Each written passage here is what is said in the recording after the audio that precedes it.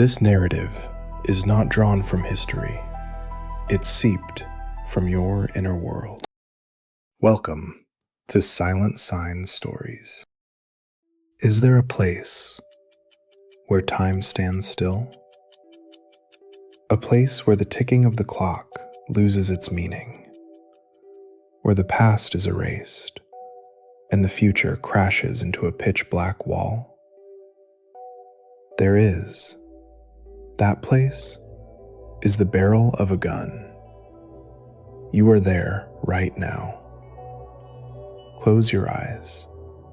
Forget your warm room, your comfortable chair, and those problems you think are so important. They do not exist right now. The year is 1849, December 22nd, St. Petersburg, Semyonov Square. It is minus 20 degrees Celsius. Your breath crystallizes the moment it leaves your lips. Your eyelashes are frozen, but you don't feel the cold because the blood in your veins has long since drained away. Fear chills a man more than the coldest winter. You are wearing a thin, white shirt.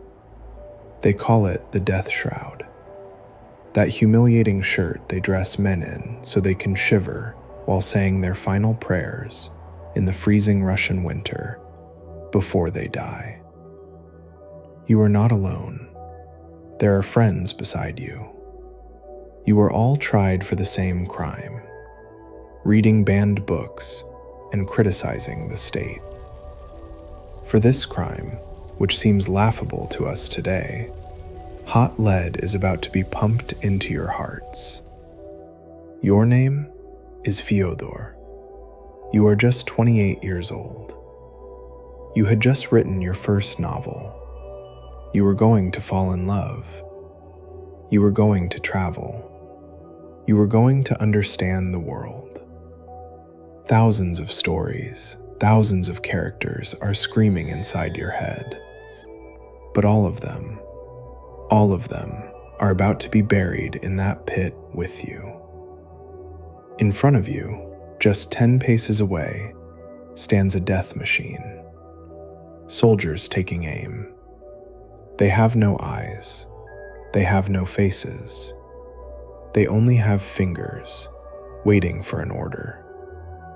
And you are looking at the life beyond those 10 paces, at that world that no longer belongs to you. Do you know why I am telling you this story? Because right now, you say, I have no time. You say, I am bored. You say, life is empty. Yet Fyodor, when he was tied to that stake, was ready to give all his genius, all his fame, everything he had, just for one of the breaths you are wasting so carelessly right now. Just for one lungful of air. Tonight, we are descending into that square. Tonight, we are entering that infinite 5 minutes. If you are ready for this confrontation, take off your armor, because by the end of this video, the taste of the air you breathe will change. Who was Fyodor before he came to that square? He was just like you. He was ambitious. He was arrogant. He was a young writer, and the literary circles called him the new Gogol. He was sure he would be successful, sure he would be famous. He was part of an intellectual group that gathered at the home of a man named Petrushevsky. There, they drank tea and discussed banned French philosophy. The world must change, they said. Freedom must come. They thought they were untouchable. You know that sweet intoxication of youth? The delusion that death is for other people. Fyodor thought so too. Death was the business of the old, the business of the sick. He had too much work to do. But one midnight, his door was kicked in. The Tsar's secret police stormed his room, and from that intellectual dream, he woke up in a damp cell in the Peter and Paul fortress. Months of interrogation, uncertainty, and finally, the verdict: death by firing squad. The human mind cannot grasp the reality of its own death. Even as the soldiers were marching him to the square, Fyodor was saying, "This must be a joke. They are just going to scare us." But then he saw the stakes. Those wooden posts where they would be tied up in threes. He saw the coffins, and he saw the priest. When the priest offered them their last confession with a cross in his hand, that is the moment the lying bird called hope flew away. The truth slapped him in the face like ice. Today is my last day. Have you ever thought that you are living your last day? Have you really thought about it? If you knew that the sun wouldn't rise for you tomorrow morning, what would you say to that friend whose heart you broke today? Would you start that project you've been putting off? Or would you just sit and watch the blue of the sky? The soldiers separated them into groups of 3. Fyodor was in the second group. The first 3 men were tied to the stakes. White hoods were pulled over their heads. The commander checked his watch. Dostoevsky had only 5 minutes left to live, to breathe. 5 minutes. How do you spend 5 minutes? Scrolling through reels on Instagram? Honking your horn in traffic? Staring blankly at the wall while waiting for your coffee to cool? For us, 5 minutes is nothing. It is loose change to be spent. But for Fyodor, those 5 minutes were worth centuries. In that moment, the human brain does something strange. Time perception warps. Years before Einstein, Dostoevsky discovered there that time is relative. Seconds turned into hours.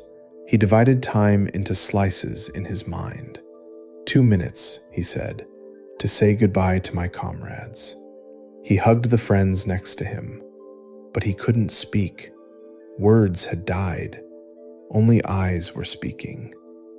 2 minutes, he said, to turn inward and reckon with God and myself. He saw his life not like a film strip, but like a lightning flash. The mistakes he made, the hearts he broke, the time he wasted, it all crashed down on him. If only, he said, if only I had one more chance. And the last 1 minute. Do you know what he dedicated that last minute to? To looking around. Just looking. He lifted his eyes. He looked at the sunlight reflecting off the golden dome of a nearby church, the Semenovsky Regiment Church. That light, it was the brightest, most vivid, most holy thing he had ever seen. He had seen the sun thousands of times before, but he had never seen it. The shimmer of the sun on that dome reminded him of eternity. He screamed inside. That light was my nature. I am of that light. Why am I going into the darkness now? And in that moment, the famous bargain began in his mind. If I do not die, if I live, I would turn every minute into an age. I would not waste a single moment. I would keep account of every breath. I would turn my life into a work of art. Do you recognize this bargain? On a sickbed, in the middle of a disaster, we all make this bargain. God, save me, and I promise I will change. Dostoevsky made this promise, and fate wanted to see if he would keep it. Just as fingers tightened on triggers, just as they were about to cross that dark threshold, a rider galloped into the square. "Stop! The execution is cancelled. Infinite mercy from the Tsar." This wasn't a miracle. It was a sick piece of theater, orchestrated by the Tsar to crush their young spirits. The order had been cancelled days ago, but he wanted them to taste the true fear of death. The man next to him couldn't handle the tension. He lost his mind right there on the spot. But Dostoevsky, when he was untied from that stake, he didn't go mad. He woke up. As the ropes fell away, he felt the warmth of the blood in his veins and the burn of the freezing air in his lungs for the first time, because he had stared into non-existence. For someone who has seen the 0 point, the number 1 is infinite wealth. Back in his cell, with trembling hands, he wrote these words to his brother. "Brother, I haven't lost hope. Life is a gift. Life is happiness. Every minute can be an age of happiness." In that square, the arrogant, fame-seeking young writer died. In his place, a man in love with every single second of existence was born. Siberia, Omsk Fortress. For the next 4 years, the gentleman of the salon was thrown into the pit with murderers and thieves. He wore shackles on his feet, but those irons only bound his body. His soul had never been freer. Because his ego had been shattered in that square, he stopped judging people. When he looked into the faces of those criminals, he didn't see monsters. He saw naked, suffering human souls. In prison, Dostoevsky stopped living time horizontally. He began living vertically. Those 5 minutes in front of the firing squad and those brief aura moments before his epileptic seizures taught him one thing. It isn't about the length of time. It is about the depth of it. Prison became a laboratory where he descended into the depths of the human spirit. Now, let's leave Omsk Fortress and come to your room. There are no shackles on your wrists. There are no soldiers with rifles in front of you. You are free, but are you truly free? Or are you living in the comfortable prison of, "I have time"? Here is our tragedy. We haven't been tied to that stake. Because we don't feel the cold breath of death on our necks, we don't respect the warmth of life. We say, "I'll do it tomorrow. I'll go next year. I'll live when I retire." Remember the feverish pace in Dostoevsky's novels? His characters are always rushing, always burning. That's because the author learned to live in that purgatory where the bullet has left the barrel but hasn't yet hit the heart. He wrote every line as if it were his last. And you? Are you living your life like it's just a rough draft? If you can hear my voice right now, you are lucky, because that writer hasn't come for you yet. You can still write that book. You can still apologize. You can still look up at the sky and see the light on that golden dome. But do not leave this for later.